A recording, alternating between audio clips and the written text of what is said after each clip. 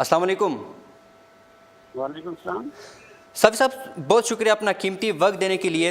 National action plan में जो 12 number पर फाटा रिफॉर्म्स की बात की गई थी, फाटा रिफॉर्म्स का जिक्र किया गया था, लेकिन 3 साल होने वाले हैं, हुकूमत ने अभी तक फाटा रिफॉर्म्स पर इस्लाहात जो है उनको इम्प्लीमेंट नहीं किया। आखिर वजूहात क्या है, हुकूमत इतने डिले क्यों कर रही है?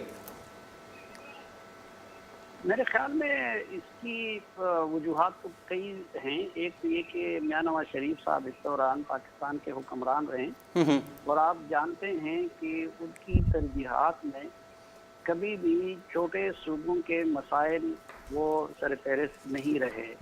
ये सिर्फ कबायली इलाकों का या खैबर पख्तूनख्वा का मसला नहीं है, बल्कि बलूचिस्तान के साथ भी उनका यही रवैया रहा, गिलगित बल्तिस्तान के साथ भी रहा, कश्मीर के साथ भी रहा, हत्ता कि पंजाब के अंदर जनूबी पंजाब के साथ भी उनका यही रहा और सिंध से मुतालिक भी यही रहा। उनकी तवज्जो और सरगर्मियों का मरकज जहां उनका वोट बैंक है वस्ती पंजाब ही रहा। दूसरा, चूंकि इसके लिए पैसे की ज़रूरत है जी और पैसा इस दौरान वो डाइवर्ट नहीं करना चाहते अपने हल्का इंतखाब से दूसरों की तरफ। मसलन आप देखें कि सीपैक तो हर हवाले से मगरबी रूट करीब भी था, वो चीन भी उसको प्रेफर कर रहा था, लेकिन मियां नवाज शरीफ साहब ने उसमें दूसरे सूबों के हिस्सों को अपनी तरफ डाइवर्ट कर दिया। फाटा को ने इतना हिस्सा नहीं दिया गया कि बलूचिस्तान जो कि गवादर जिस पे बुनियादी हक पहले सीपैक पे उसका बनता है या फिर गिलगित बल्तिस्तान का बनता है, ऐसा ही। आज भी गवादर में लोगों को पीने का पानी में असर नहीं है, लेकिन उस सीपैक की आड़ में उन्होंने लाहौर में ऑरेंज लाइन और क्या क्या कुछ बना दिया। तो खुद जो उनकी कमेटी ने जो प्रपोज किया है ट्रांजिशनल पीरियड के लिए, वो डिविजिबल पूल का अगर पहले 6% प्रपोज किया गया था और अब इन्होंने 3% कर दिया है, लेकिन वो 3% भी 100 बिलियन से ज्यादा बनते हैं और जाहिर बात है कि इस इलेक्शन ईयर में वो उसको वहां ले जाना नहीं चाहते। तो मियां साहब ने बड़ा अच्छा इस मामले में एक डर्टी लेकिन अपने हिसाब से बड़ी अच्छी सियासत की कि वो ये लोगों को बता रहे हैं कि देखिए मैंने तो ये आपके लिए सिफारिशात तैयार कर ली, लेकिन अब चूंकि 2 लीडर जो पख्तून भी है वो नहीं मान रहे हैं, तो इसलिए हाँ जी, इस पर बात करेंगे। साहब मौलाना फजल रहमान ने जो एक स्टेटमेंट जारी किया है कि उन्होंने कहा कि जो फाटा को मर्ज करने की जो बात की जा रही है उसके पीछे भी अमेरिका साम्राज्य का दबाव है। इस पर आप क्या कहेंगे? ये स्टेटमेंट उन्होंने ये जारी क्यों किया है? देखिए, पहली बात तो ये है कि पाकिस्तान के दोनों बॉर्डर पे, मशरकी बॉर्डर पे भी और मगरबी बॉर्डर पे भी अगर कुछ तनाज़ात छोड़े हैं तो वो अंग्रेज साम्राज्य ने छोड़े हैं, जिसकी जगह अब अमेरिका ने ली। एग्जैक्टली ऐसे ही। तो माजी में वही लोग जो पाकिस्तान मुखालिफ रहे हैं वो इस चीज़ की मुखालफत करते रहे, कभी ड्यूरेंट लाइन का इशू बना के कि ये कबायली इलाके मुकम्मल तौर पर पाकिस्तान के वजूद का हिस्सा ना बने। दूसरा कि ये कबायली इलाकों की ये हैसियत रही, तो इस वजह से कोल्ड वार के दिनों में भी अमेरिका ने उसको अपने लिए एक लेबॉर्ट्री के तौर पर और लॉन्चिंग पैड के तौर पर इस्तेमाल किया। और जब तक इन कबायली इलाकों की इसी तरह की हैसियत रहेगी तो ये आलमी एस्टेब्लिशमेंट को भी सूट करता है और शायद पाकिस्तानी इस्टेब्लिशमेंट को भी सूट करता है। लेकिन ये तो अब वहाँ के अवाम इस जुल्म से इतने तंग आ गए हैं कि वो खुद उठ खड़े हुए हैं।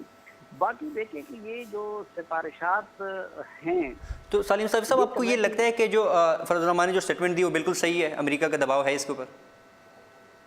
नहीं, मेरे ख्याल में अमेरिका का दबाव तो इसके लिए होगा कि ये इलाके मुकम्मल तौर पर पाकिस्तान का हिस्सा ना बने और इनका इंतजाम ना हो, लेकिन इसके लिए तो मुझे अमेरिकी दबाव का कोई वो जवाब नजर नहीं आता कि अमेरिका इसको जम करना चाहेगा। दूसरी बात ये कि देखिए, ये जो इंतजाम की तजवीज़ है ये एक कमेटी ने दी है जिसके सरबराह सरताज अजीज, जिसमें गवर्नर KPK रुकन थे, जिसमें अकरम दुरानी के साथ एक साथ बैठने वाले वज़ीर इरफान रुकन थे।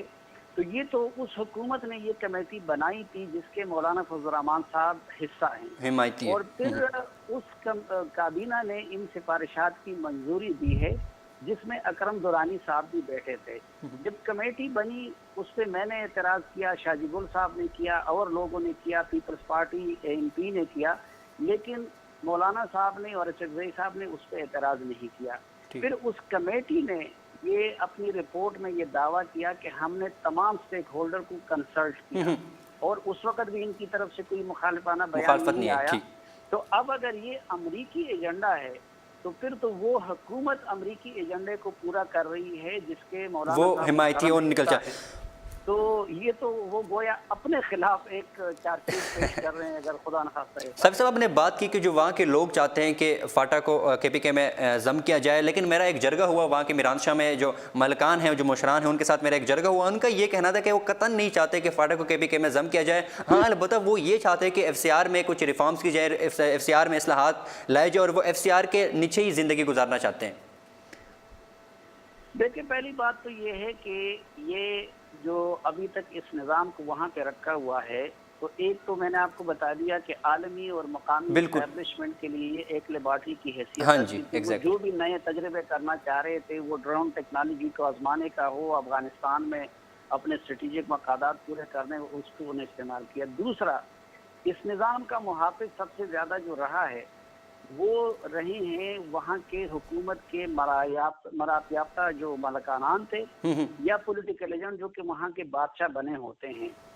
अब जो हिस्टोरिकल तसलसल के नतीजे में जो मलिक थे और जो पॉलिटिकल सिस्टम की बुनियाद थे, उनको या तो मारा गया या फिर मुल्क इलाकों से निकाल ली गया। बिल्कुल, क्योंकि देखिए वहाँ पे कंट्रोल था फौज तालिबान का, उसने वहां से पॉलिटिकल एजेंट और मलिक को बेअसर किया। बिल्कुल, तालिब से कंट्रोल ले लिया है फौज ने।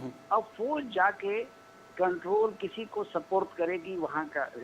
हम ये चाहते हैं कि बजाय इसके कि आप जाली तौर पर अब मलकान के इंस्टीट्यूशन को बनाएं, जाली तौर पर आप दोबारा पॉलिटिकल एजेंट के उस मुर्दा घोड़े में वो जान डालें, तो उसकी बजाय इलेक्टेड नुमाइंदों को और ब्यूरोक्रेसी को निजाम सपोर्ट कर दे। सब मुख्तसरन ये बताइएगा कि फाटा का जी वो जो चंद मलकान रह गए हैं उनको पॉलिटिकल एजेंट यूज कर रहा है। बिल्कुल, और 500 रुपए देकर वो उधर बैठते और हुकूमत का जो बोलते वही उनका बोलते हुकूमत। देखिए, दो इसकी ये रेफरेंडम की बात करते हैं।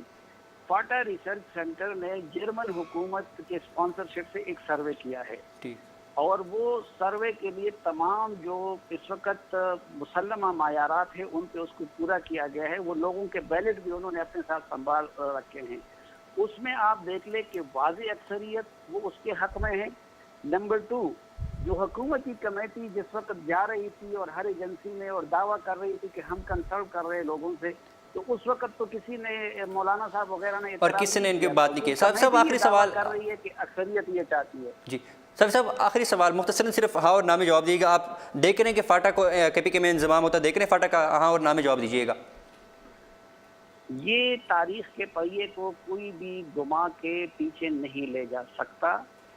उन लोगों ने 47 में पाकिस्तान में शमूलियत का फैसला किया था अपनी मर्जी से, और आज वो हर हवाले से नई नस्ल पाकिस्तान का हिस्सा बनना चाहती है। 21वीं सदी में आप उन लोगों को मजीद इस निज़ाम का गुलाम नहीं रख सकते कि जो जंगलों में भी वो निज़ाम नहीं होगा। अब वहाँ के यूथ उठ खड़े हुए हैं और आप देख रहे हैं कि फाटा KPK में जम होगा। इसके बगैर जब एक चीज पीपल्स पार्टी चाहती है, NP चाहती है, PTI चाहती है, मुस्लिम लीग नून चाहती है, वहाँ के अवाम चाहते हैं, मीडिया चाहता है और अब फौज भी मान गई है, तो उस चीज को आखिर कब तक इस तरह के ताखीरी हरबों से रोका जा सकेगा? इसके बगैर कोई रास्ता नहीं है। ठीक है, बहुत शुक्रिया सलीम साहब अपना कीमती वक्त देने के लिए।